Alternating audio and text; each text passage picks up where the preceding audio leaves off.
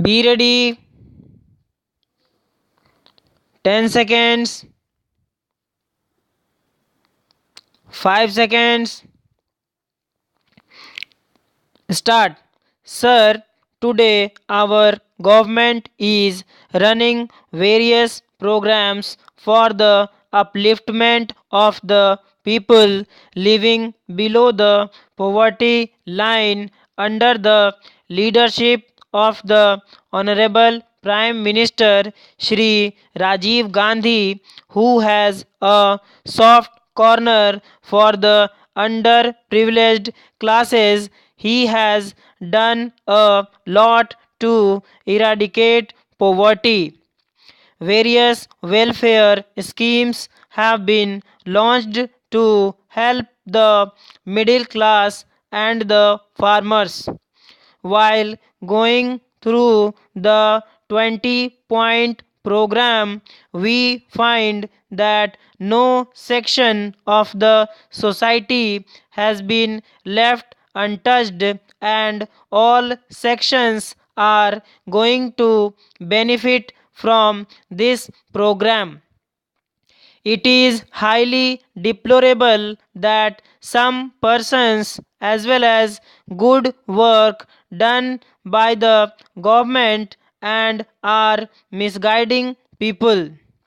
I want to submit that all the inputs, for example, fertilizers, seeds, water, and electricity needed by the farmers for cultivation are being made available to the farmers, and not a single farmer faces difficulty in procuring these inputs in spite of the present shortage of electricity. If somebody wants to obtain an electricity connection and submits a form duly filled in, efforts are made to grant electricity connection to him. I want to state that our government is definitely determined to establish 200 big industries in all the districts. Side by side, efforts are definitely being made to spread a network of small scale industries in all the districts to provide work to those willing people who are jobless. The main task of the central as well as the state governments today is to provide fresh and pure drinking water to people of the sections living in the country. We are providing such water to them through the India Mark II pumps.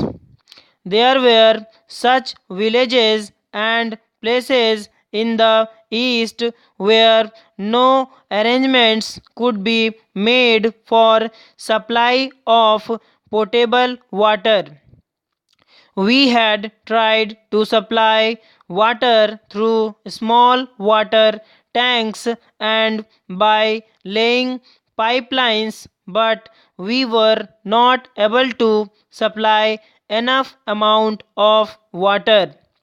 By installing India Mark II hand pumps, we are trying to supply water to 200 people today.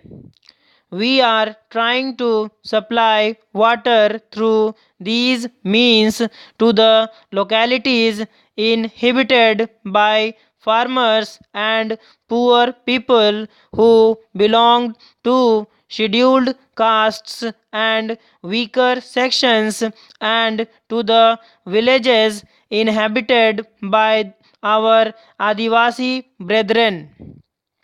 I have stated again and again in this house that There are such places where water could not be supplied even on occasions of marriage. I would like to say that our nation can be strengthened only when agriculture of this country is strengthened and our farmers become stronger. Our efforts towards becoming self reliant in food have proved very effective.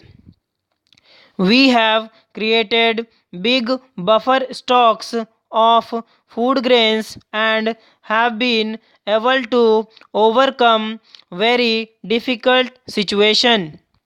Under various programs for production of rice, etc., production has gone up in the eastern states.